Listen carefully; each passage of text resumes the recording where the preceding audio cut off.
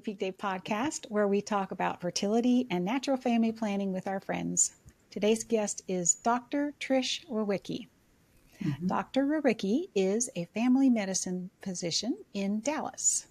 Following residency, she worked as an attending physician with a residency program caring for both seriously ill patients in the hospital and underserved families in an outpatient medical clinic. During this time, Dr. Rowicki's primary interest grew to being restorative women's health and fertility. So she developed and trained in her specialty with courses in NAPRO, FEM, and functional medicine. She takes a root cause, integrative approach with the goal of restoring health. Dr. Rowicki provides restorative and reproductive care and fertility care through My Catholic Doctor. Trish and her husband have 5 children. They are involved in the marriage ministry at the University of Dallas, their alma mater. And Trish teaches a Theology of the Body curriculum at her children's school. In her spare time, she enjoys cooking and running around the lakes near her home.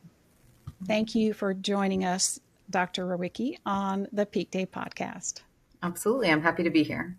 Right. So when I contacted you about being on the podcast, you said that you and your husband were interviewed for the CCL Family Foundations magazine almost 10 years ago. Mm-hmm.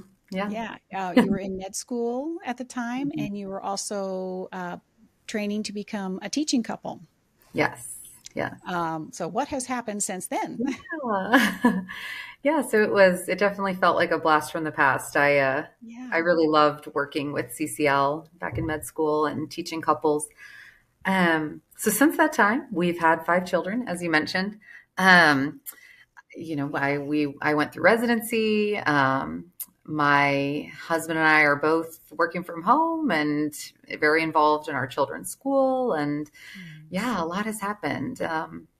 I think probably once we had our first child and I was in residency, we were no longer teaching with Couple to Couple League just because life became a little too busy at that time. But I imagine. Yeah. Mm-hmm. Yeah. So looking at the way back, you converted to Catholicism in high school. Yes. And then you learned about theology of the body when you were taking your NFP course. Was this when you and your husband were engaged? Well, actually, I learned about theology of the body in college. So a little bit before we were engaged, there was a physician, an OB, who came to speak on our college campus, University of Dallas, and he spoke about the physiology of sexuality. And then his wife has a master's in theology. It's actually the Pilkingtons, if anyone knows them. They're prominent in this world. And they kind of presented this integrated picture. Okay, here's the science, here's the physiology of sexuality, and she presented the theology of, God's beautiful plan for our bodies and how learning about our bodies can help us actually know God better. And so I think this integrated picture, was very powerful to me. There were so many things that I just had never considered. One of them being that the body is good, much less that our bodies and how God created us to be in the image of God actually can help us understand God better. So those were just 2 things that I had never really considered. And it changed the course of my life, I'd say. Right. Yeah. In that original interview, you said that you had learned that you deserved to be respected and nurtured as a child of God, and that NFP was central to that discovery. How has that played out further, like over the last 10 years? I just think that I'm still on a path to understanding myself as being created in the image of God. And what does that mean for my life? And in one sense, I think that this deep understanding of our own dignity, how God created us and how loved we are, and his desires for us, how God wants to divinize us. It gives us a sense of our own, of magnanimity, okay, that we are created for greatness, okay, and God through us wants to achieve that greatness. And so I think, seeing that play out in my marriage, okay, with God's help, with God's grace, I can have a beautiful marriage, okay, but we can have a beautiful family life. We can achieve great things. And I think recognizing, just seeing kind of the poverty of my own understanding of my humanity prior to this realization, just shows us, I guess, as a message to me, this is what we are on our own. But with God, and realizing how God made us and who we're created to be, the difference is so great. And so I would say it gives me a real sense of magnanimity, like this desire for greatness that God intends for us. Are you able to transmit that message of dignity to the girls and the women and the families that you serve in your practice? I certainly try to. I hope so. I would say that I can do this. I would say many of my female patients, and I'll get more into this, but I would say the most powerful place I try to do this is in the Theology of the Body course that I teach at my children's school. So my oldest is in 5th grade, but I teach the 8th grade and the 10th grade girls. And then there's a corresponding course for the boys as well. And I do think, that's a message we really try to convey very powerfully. Look how amazingly you've been created. Look at this incredible plan that God has for you. Don't settle. Just see your own goodness and your own value, and strive for that beauty that God has for you. Yeah. How do they receive that message? Well, everyone's different. Some are really ready to receive it, and for some, I would say maybe it's the first time they've really heard this, and you can tell when there's certain girls in the group that are kind of on the edge of their seat, like they're really responding to this. And then, of course, others aren't in a position to receive it at the time. And, we're just planting seeds and you never know what'll flower. So, right. Yeah. Do you feel like doctors and other like healthcare professionals have a certain amount of influence in respect to promoting natural fertility awareness for young people, young women in particular? Yes. Certainly just there's a greater credibility when they see someone who has a lot of advanced training. And I would say that when we are speaking about difficulties that a woman is having with their cycle, okay, or, fertility, but even before fertility, okay, let's say a young woman who's having very irregular cycles or painful cycles, or they're having very bad PMS, when they hear the message that, have you ever thought about the fact that your hormones play a huge role in this? Right now, we're seeing from your abnormal menstrual cycle that you have an imbalance of hormones. This plays a huge role in your mental health, okay? And that, I think, has a lot of traction with young women. I think it's getting more and more out there in the mainstream where people are realizing, for example, I think, studies coming out maybe 10 years ago about the big link between the pill and depression, the pill and anxiety. So this is starting to be a little more well-known, but I would say for many of my female patients, they're coming to me for anxiety or whatever. And I'm like, oh, well, have you ever thought about the fact that you have a very, short luteal phase or this irregular cycle? This probably plays a role, or at least it's one piece of the puzzle. And they'll say, how come no one's talked to me about this? How can I learn more? So you definitely get a lot of traction there. Right. What a great influence medical professionals can have in that area as well. Yeah. We'll talk about your functional medicine in just a minute. I want to still stick with you, and a little bit of your history. So when you were in med school, you were newlyweds and you had your first child. Did you ever imagine the impact that your decision to use a fertility awareness-based method would have on your personal life and your professional life? No. I mean, I think I went into medical school thinking I would be a surgeon or, something, nothing like I'm doing right now. Yeah. And there were times when I think I really didn't understand the direction that my life was going in, that I felt God calling me to certain things, and it did not make sense in the grand plan. Even feeling a desire to be more at home with my children, or, to have more children, or, God is calling me to family medicine. I never thought I would be doing that. And I'm not saying that I didn't want to do those things. There was a desire of my heart as well, but it was very different from the way I thought things were going to turn out. And it was confusing to me, and I didn't see how it would all work out. But I just think what I'm doing now, of course, who knows what God has in store in the future, but I love what I'm doing now. And I couldn't have seen how great it would be, 10 years ago. Right. Yeah. So your husband, Bennett, was he 100% sold on using natural family planning? What was that like? Yeah. So his parents had shown him, some Theology of the Body videos starting in middle school. I mean, he had a great formation, and I don't think he understood exactly how it would work, but there was never a question in his mind that, contraception is bad for women. And of course I wouldn't have my wife do this. And, and he's just, he's a really amazing guy. So. Yeah.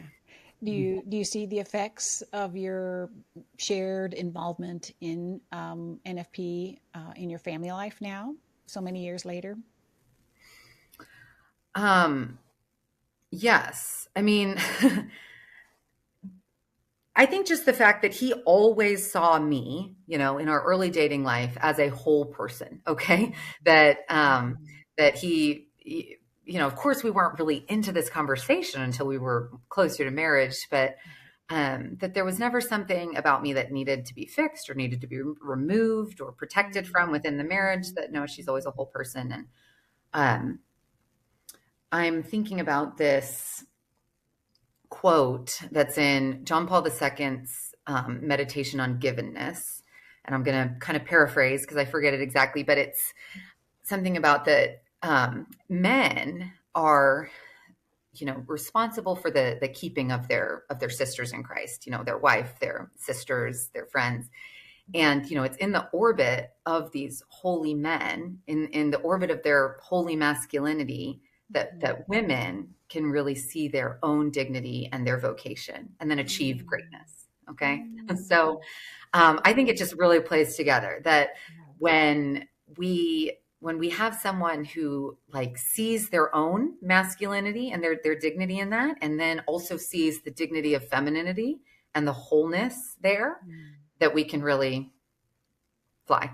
Right. Exactly. Yeah. You're both starting off from such a great, solid foundation. Yeah. So tell me, what exactly is functional medicine? Sure. I mean, I guess functional medicine is holistic healthcare. Okay. So let's kind of try to restore you to a state of health, not treat symptoms with a bunch of different medications. Now, I'll tell you, I don't call myself a functional medicine doctor. I would call myself more of an integrative medicine doctor. And I think there's a bit of a false dichotomy. When I was working in an underserved population, okay, and I had very sick individuals. They were beyond 12 medications because they had high blood pressure and heart failure and horribly controlled diabetes and, anxiety, all the things that go with that. And I was talking to them about diet and exercise. Okay. And I was talking to them about how they can, use diet to help their symptoms. But of course they also needed to be on medications. Okay. Because their health was that poor. And I remember I just really, this patient just really sticks out to me that I was talking to him about, how he should be eating for his diabetes. And he asked me, what is fresh food? What do you mean by fresh food? That had never been something that he'd been educated about. And he'd really only ever shopped at Family Dollar for his groceries. He was in a food desert, didn't have a car. So and my colleagues there, I'm sure we're also talking to their patients about diet and exercise. So I don't want to say, oh, now we're doing things the right way. No, I think we're caring for the people in a holistic way that we can. Yeah. But where I see the stark contrast between conventional medicine and functional medicine is in women's health. That's where I think really the distinction lies, because I just think women go into their gynecologist or their OBGYN and they say, I have heavy periods or I have abnormal periods, and they're given a contraceptive. They're given an IUD or the pill. Right. And I don't really understand it because, for example, with PCOS, we know that a woman with PCOS is going to have a much greater likelihood of mood disorders, cancer, endometrial cancer, which, they are preventing with the pill. So there's that. But you could also prevent it by restoring hormonal balance. Right. But and long-term chronic health diseases like diabetes and hypertension. And then just this whole conversation, which is wonderful, about maternal mortality and our poor maternal health outcomes in this country. Right. If we were fixing these problems, before women get pregnant, rather than treating them with the pill and then giving them fertility treatments when they want to get pregnant, right, we would lower that gestational hypertension, preeclampsia, gestational diabetes, and we would have better outcomes. So, sense that your patients appreciate your integrative approach to medicine? Yes. I mean, I think some of them are blown away, which I was too when I first started. Oh, you can actually fix PCOS. I mean, when I first started doing this, but I mean, I have patients that they've had 3 children through some fertility treatments, maybe IVF, and they have PCOS, and then we treat them. And I can get into some of those treatment modalities. And they said, I had the first 28-day cycle I've ever had in my life. Okay, well, sorry, you didn't do this 10 years earlier. You could have saved a lot of heartache. So, right, yeah. So finding the root causes of all of those symptoms, rather than just giving them a pill or putting a Band-Aid on it, basically, goes so much farther in helping these women with their hormonal and fertility issues. Yes. So when obviously they're experiencing better health as a result of doing it a more natural way. Yes. So in terms of restoring women to a normal cycle where they have normal estrogen levels, normal progesterone levels. I mean, I hear anecdotally, oh, I'm sleeping like a baby for the first time ever, or my anxiety is greatly improved. So there's that. And then I think even just from we know estrogen is, normal estrogen levels are good for our cognitive health. It's good for our bone health. So we know that we're also doing preventative healthcare by restoring normal cycles. Right. You touched on this just a little bit about maybe the general population shifting slightly towards having a mindset of, a more natural approach to their health. Do you see this happening in the professional medical side of it as well? I don't know. And I don't know. From what I hear from my patients, no. And I mean, it might be because they're seeking me out because they didn't like the approach that their, conventionally trained doctor had. Right. And I think part of it is that it's not always easy to treat. Okay. That sometimes it's a journey. Right. Sometimes it requires multiple medications and diet and exercise changes.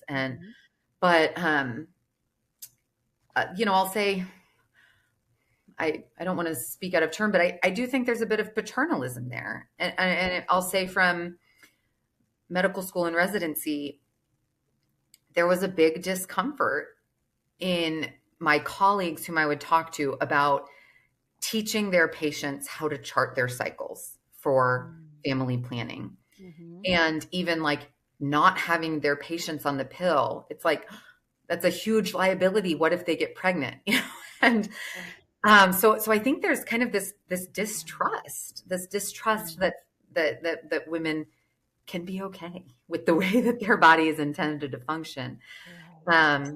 So it's going to take kind of like a mind shift, really, in how they're being trained and what they're actually learning.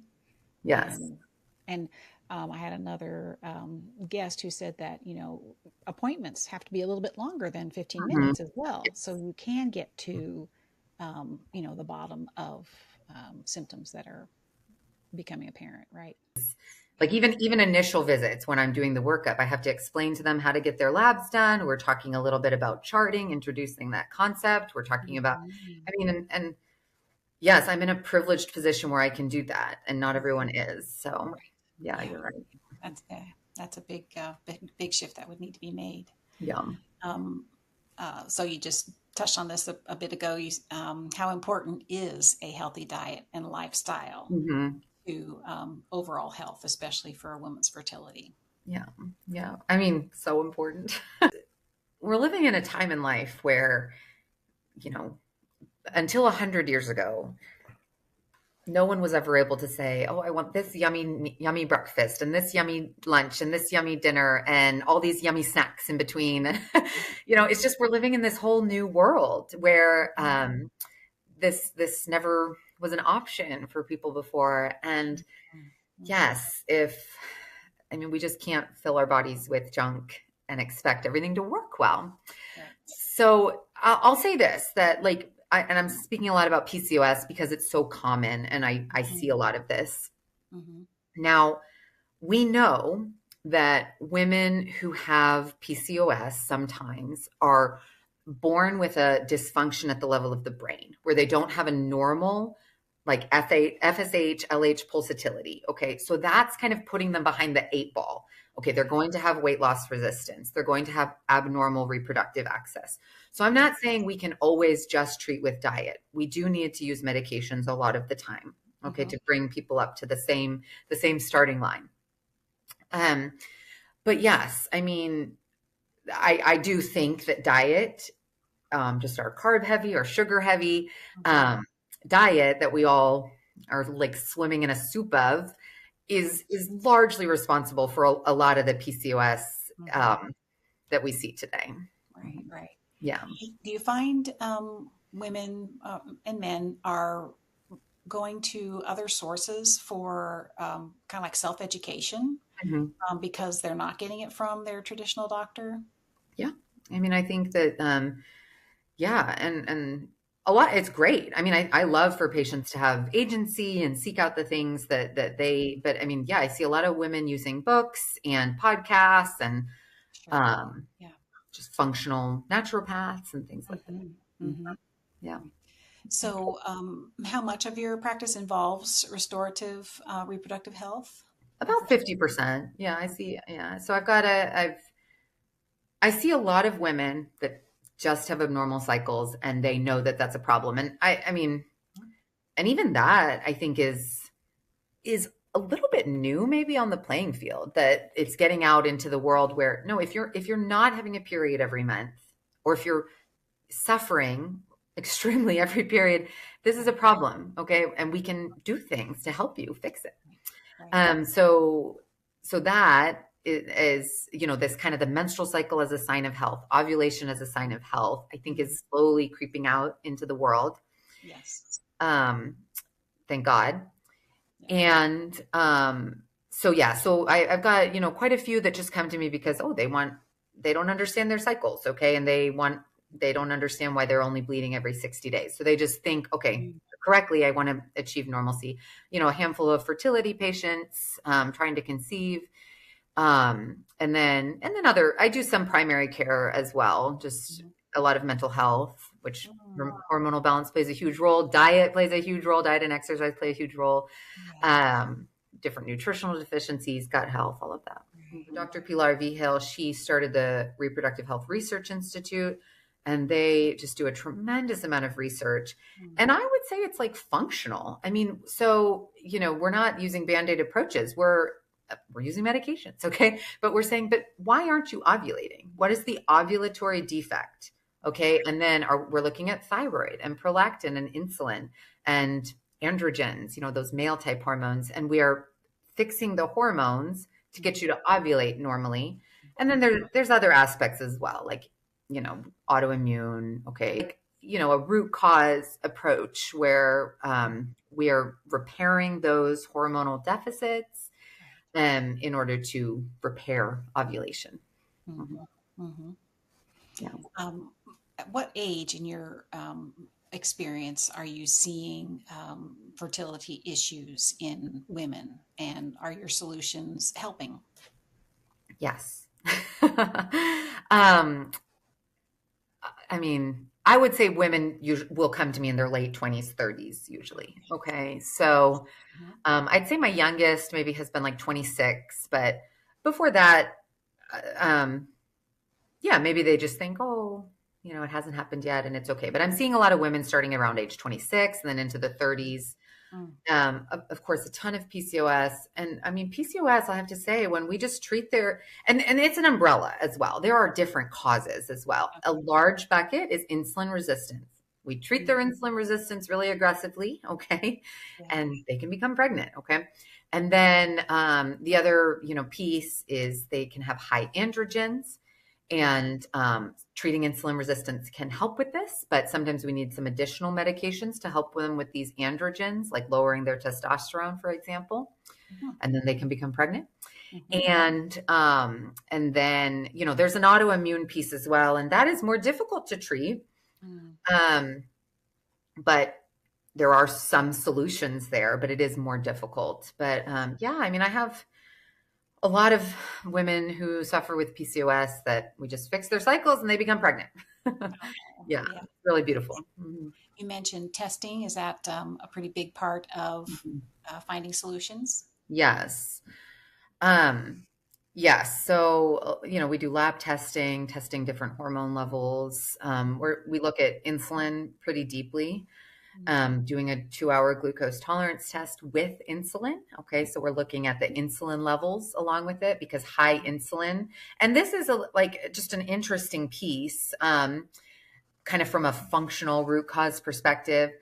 I think most people are very familiar with treating prediabetes or diabetes. Okay. But we have a spectrum, and diabetes is here at this end. Prediabetes is here, and we can have insulin resistance for 15 to 20 years before either of these present.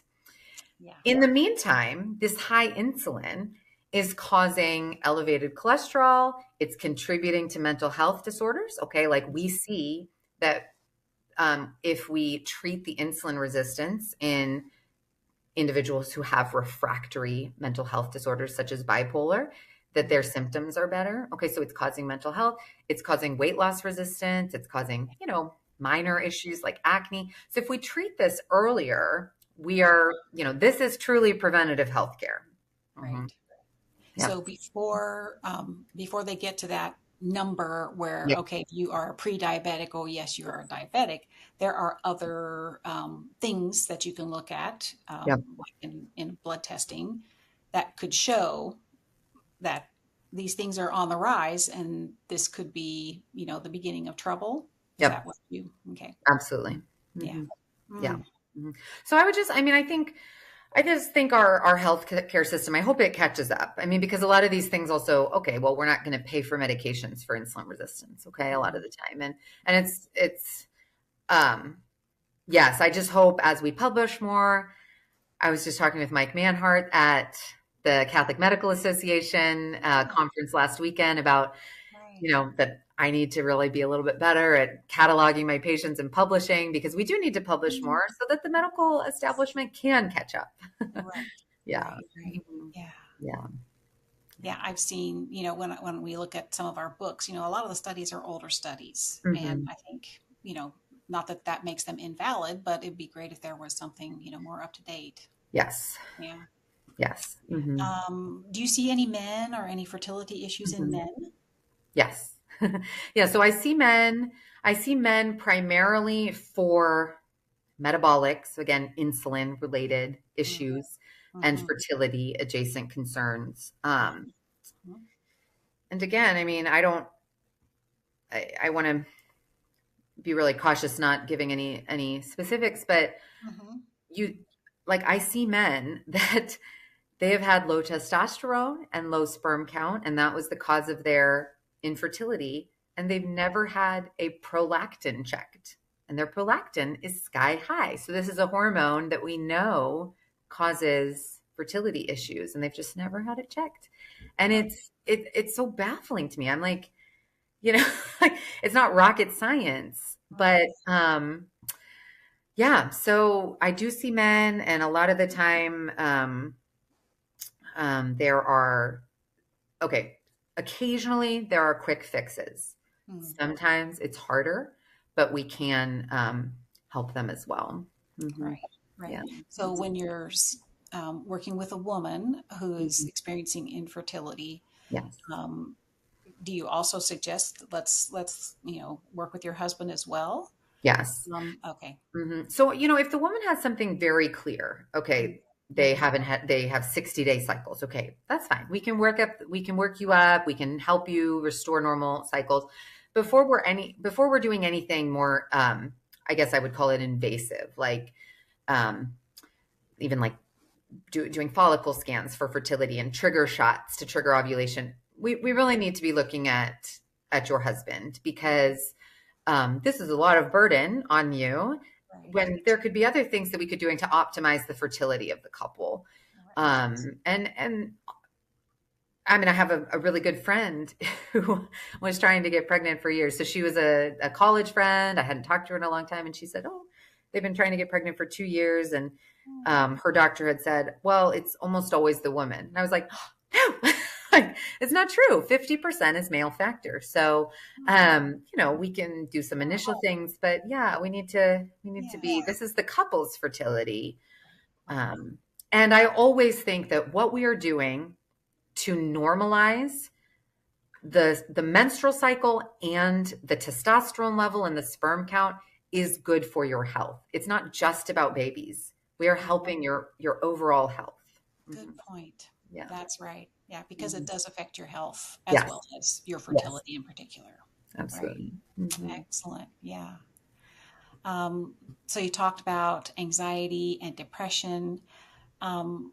So what are you seeing as the root cause of that, and how do you approach treatment?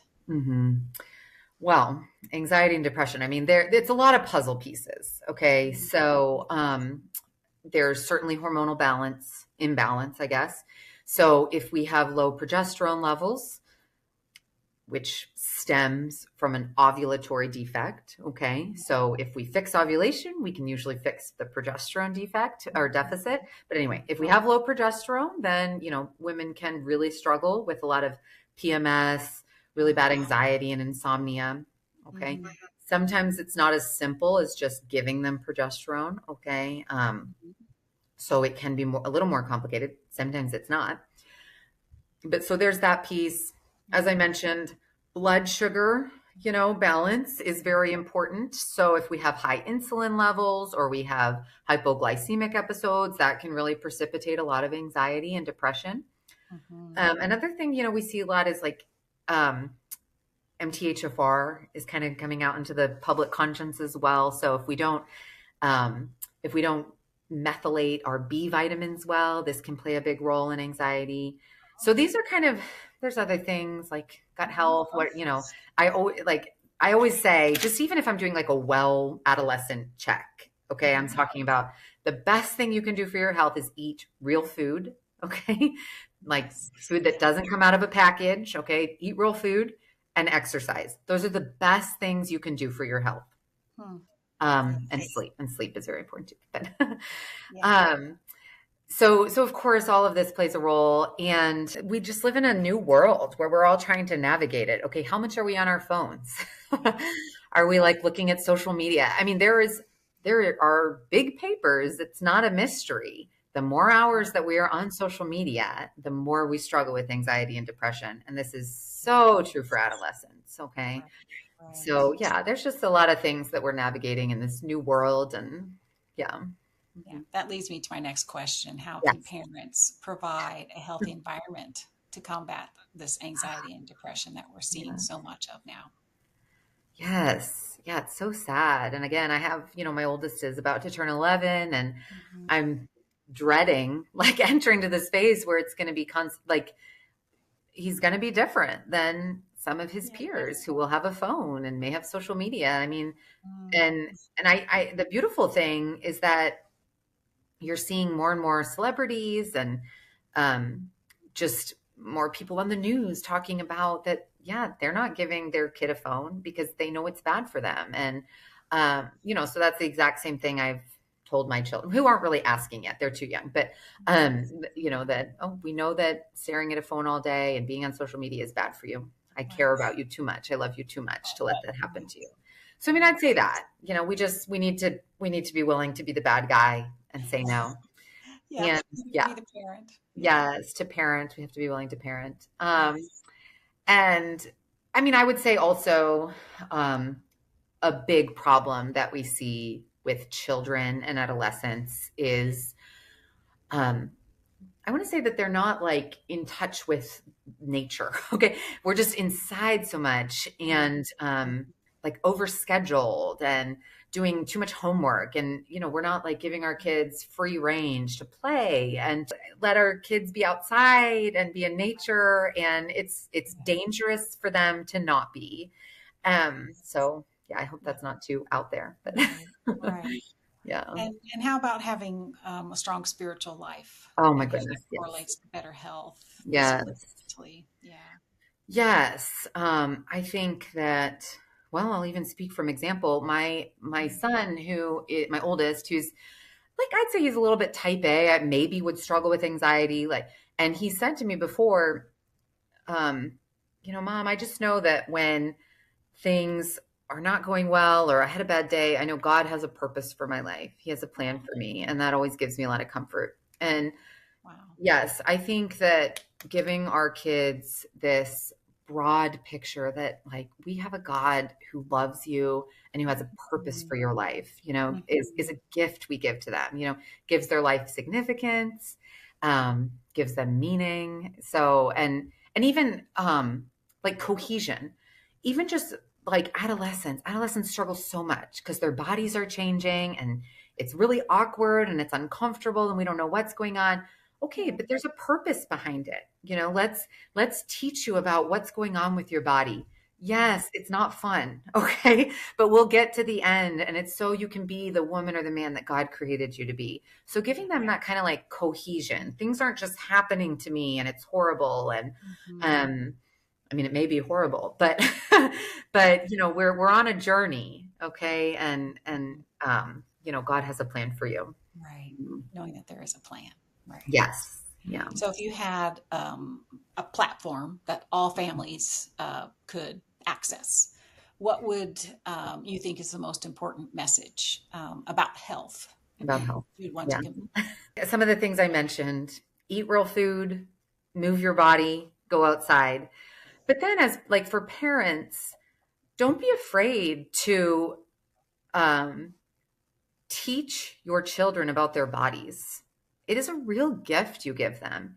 Okay. And if you don't know, there are so many different resources for you. I think one thing that is really lacking, and even amongst great families, is that I want them to feel empowered to teach their adolescents about their bodies. Okay. I think that God made us embodied souls. What we do to our body, we're doing to our soul. What we're doing to our soul, we're doing to our body. Okay. And I think that a lot of parents have maybe, and they, to a certain extent, they just don't know. They don't know the changes. Okay. But there's so many resources out there. I'm sure Couple to Couple League has some. So yeah. So I just I think it's really a gift that you're giving your children to like enter into this conversation with them about what is happening to their body. Allow them to ask questions and see their body as good. Because I think when we don't see the dignity of our body, then we'll do whatever with it. We'll throw it away. So thank you, Dr. Rawicki, for being on the Peakday Podcast and sharing your wisdom with us. It's been a pleasure. Yeah, thank you for what you do, Martha. It's God's work. So I appreciate you. Absolutely. Thank you so much. Thank you.